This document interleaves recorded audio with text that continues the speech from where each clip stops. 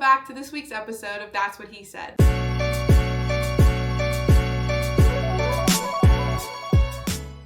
This week I want to take a risk with you guys, and this week's episode is called At the Risk of Feeling Dumb. Now this is, first off, a really great 21 Pilots song, but also talking about quarterly check-ins and checking in on the people around you. So what do I mean by this? Well, first off, we do quarterly check-ins as a family. So, we had our Vision Day recently, and we had our Family Vision Day at the beginning of January. It's tradition, and you don't mess with tradition.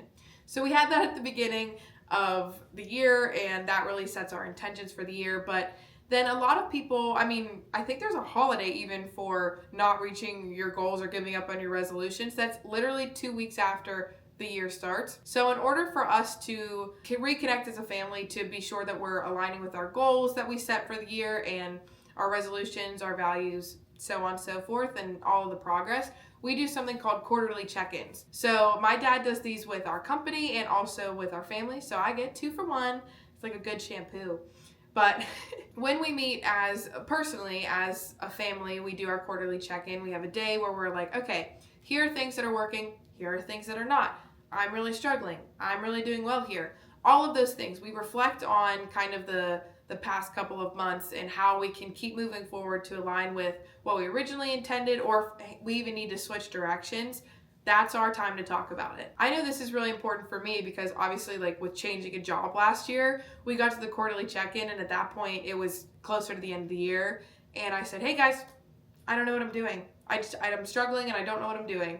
And they were like, okay, how can we help? And that really aligned me with realigning with my joy. So that was really helpful, and they're always helpful, even in the company. Like, I don't know if you're watching this as somebody who is in a company and you're like, I don't know clarity-wise, like what I'm doing or where I'm at.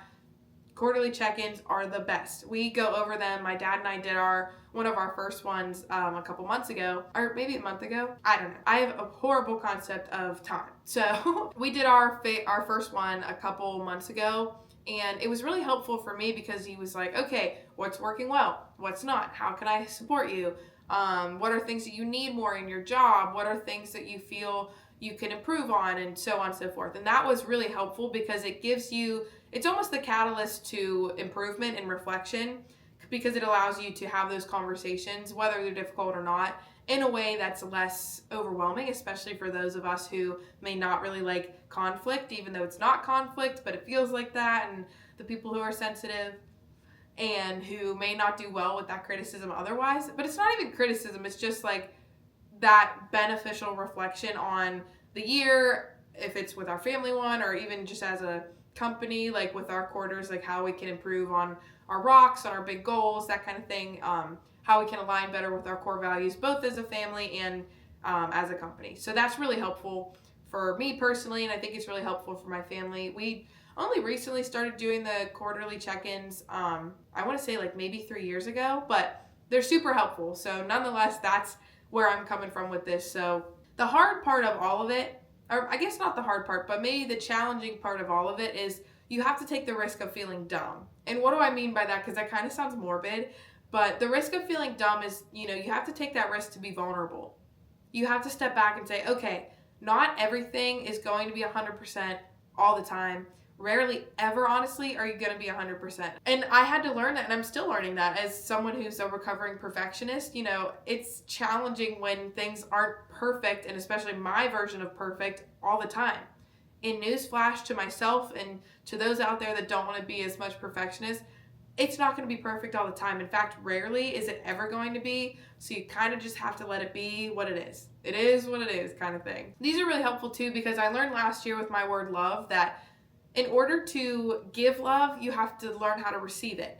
And people give love differently and all that kind of thing. But the main theme I want to focus on today is that you have to take the risk of being vulnerable and going against that comfort of putting the wall up, of not letting people in, of not letting people help you. You have to tear that wall down, or multiple walls.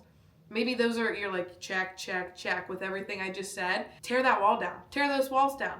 Break them. Do some home renovation. What does your home look like right now? If it's something that all the walls are up, the doors are locked, the lights are off, you don't want anybody to know you're in there, that's not going to help you get better. And I'm saying this from somebody who has struggled with that idea, who has felt like I needed to be hyper independent my whole life. And guys, I literally have family that is like, let's do quarterly check-ins. That's rare. That's so rare and that's so important. And I talked about last week being rich. That is being rich. Letting yourself be vulnerable and taking the risk of feeling dumb, that's so important for your growth, for the people around you, because when you're vulnerable, you allow other people to be vulnerable as well. You allow other people to have the opportunity to share their story once you share yours. So be the catalyst. Be the change in somebody's reality, that if they're having those walls that are just stopping them from getting help, tear yours down first. Put your oxygen mask on first before you help other people, of course, but take that risk of feeling dumb. I'm telling you, it is like a growing pain, because I am somebody who is not good at being vulnerable, but this year, that is not my narrative anymore. I'm changing my story, and I hope that you guys can too, that, check in on yourself, but check in on your friends and do it in a way that's vulnerable. Allow them to be vulnerable and allow yourself to be it too, because there's such a freedom in finally letting go of all of the things that you think you can control, of all of the things that you're trying to perfect. They're not going to be perfect. They're out of your control. Let it go. Let it be. I'm saying this, and eventually I'm going to have to rewatch this probably, because again, this is something that I am not strong in. This is not a strength of mine to be vulnerable, but I'm changing that narrative. I'm sick and tired of putting myself in the box, of not giving myself the freedom or even giving myself the leadership ability to lead others vulnerably and lead others well in love, not only giving love, but receiving it from people too. Allow people to help you. That's beneficial to everybody involved, including you. If you want to get better, tear those walls down. If you want to get better, take the risk of feeling dumb. I also want to encourage you guys, this is something that has really been on my heart, that being vulnerable means reaching out to people. Being vulnerable means that you are putting yourself in a position where you can help others and do that in a way that's, relentless. There are people out there who need you to take the first step. Be the leader. So first, tear those walls down. And then once you tear those walls down and you're accepting help, use that to help others too. Help them tear their walls down. Bring over the hammer for their house. Do what you need to do to tear the walls down. And I don't know if that's sitting with them and making a FaceTime call even, or sitting with them to get coffee, or if it's even just like a text, hey, I've been thinking about you, or hey, I heard this song and it made me think of you, or so on and so forth. Take that risk of feeling dumb. It's hard to be vulnerable. It literally feels like not human nature. It feels like it's pushing against you sometimes. Don't let that be your reality. Give yourself the opportunity to be vulnerable, and that allows other people to tell their story, tell their testimony, and be vulnerable with you. And I'm going to promise you, I can say this, I am the walking testament to this, that it's worth it. You don't have to figure out everything alone. Nothing is going to be perfect always. Rarely ever is it going to be in your definition or in my definition, so on and so forth. And you have to give up control in order to grow. If you feel like your doors are closed, your lights are off, you're putting up the walls, open up. Take that risk. Take it with me. I'm doing it with you guys. I'm saying this like I'm talking into a mirror right now. I struggle with this too. It's okay for it to be a growing pain.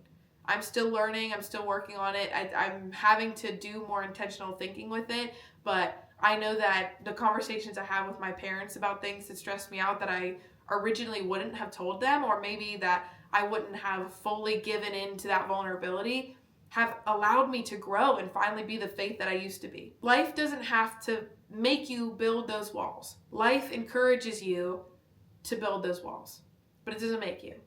So I would encourage you, tear those walls down, give yourself the opportunity to have some freedom of control, of perfectionism, to go through the growing pains, to feel every feeling, see every color, do everything that you need to do, and take the risk of feeling dumb. I promise you're not going to regret it with your life and then being able to help other people. Be the listening ear, tear your walls down, give people the opportunity to take that risk with you. And with that being said, I would encourage you to do all those things and let me know how they go. And I will see you next week on That's What He Said. Thank you guys for watching.